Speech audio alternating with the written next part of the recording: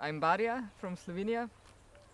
I'm a classically trained violin player. I studied classical violin, and it was very late when I was already 20 years old when I got to know folk music, and I started to discover the different styles of music.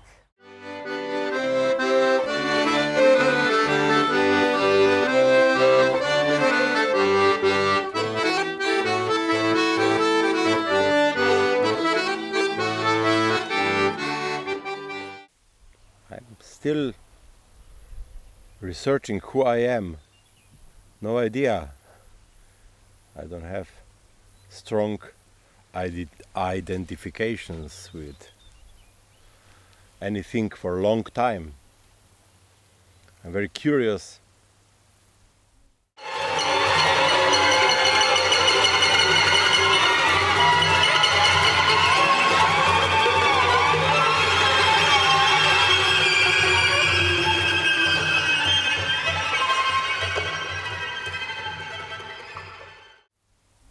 I like to deal with unknown subjects, with things that are not so familiar to me. Originally, I didn't know that I will become a musician. With the age of 18 or 19, I decided to study music, classical music. And then later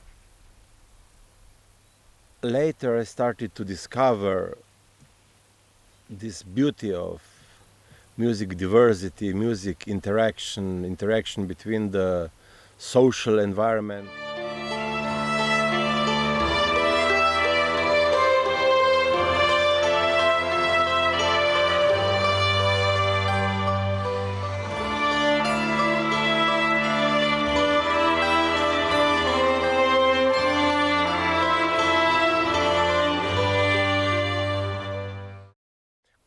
Collaboration between people, how the teams can produce better results than individuals. That's where I'm specialized.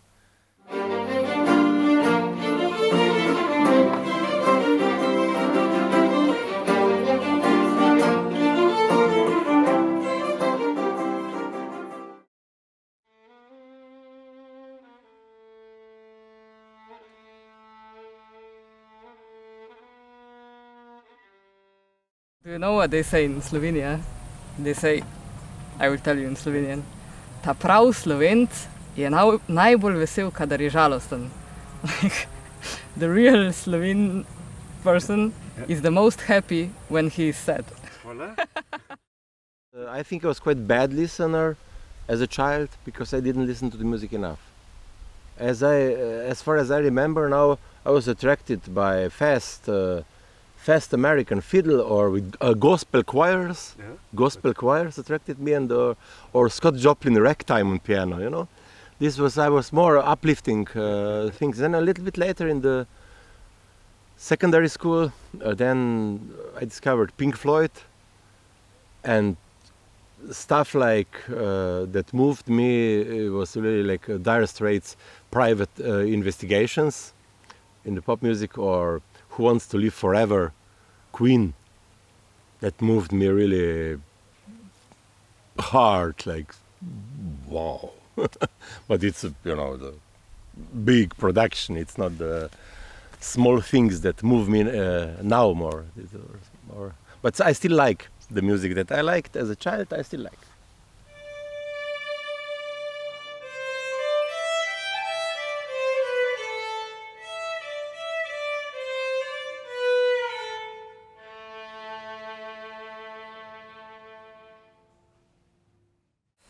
I don't know, maybe it was just the energy that I felt from musicians was...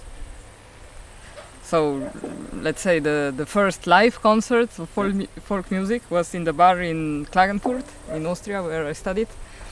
And my friend was playing like fiddle and guitar in the Irish pub. and I said, okay, let's go to listen to it. And this was, you know, I don't know why I felt so well. I just felt, I don't know, their energy, or it was different than when you see, okay, it's not always like this, but usually or sometimes when you go and you listen to classical orchestra, you see that people are there because they came to do their job and then they go home. Not always, but sometimes. So yeah, it attracted me very much. With the age of 40, I started to discover this beautiful world inside the folk music of regions. I started to become a great fan of diversity, of regional sounds. I start feeling like when I was studying at the music academy that I studied Esperanto, you know, some universal language that everybody speaks in the world, and actually not speaks, but everybody can write and read. And I found that there is lots more than that in the music.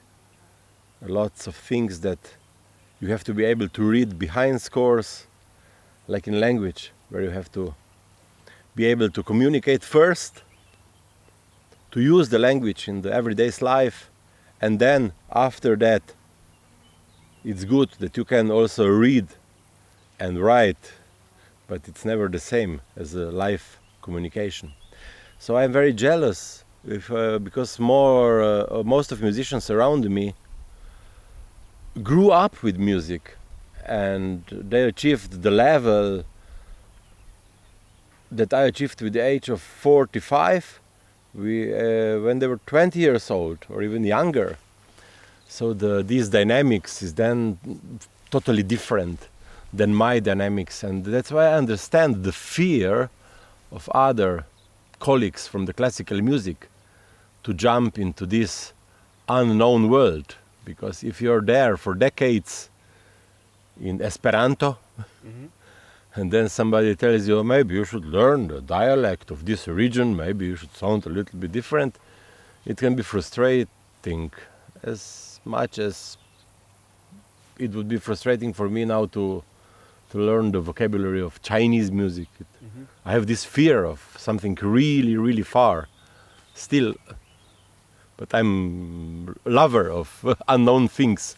So the majority of people have even bigger fear about that, about unknown worlds. But it's nice to see that step by step some people get involved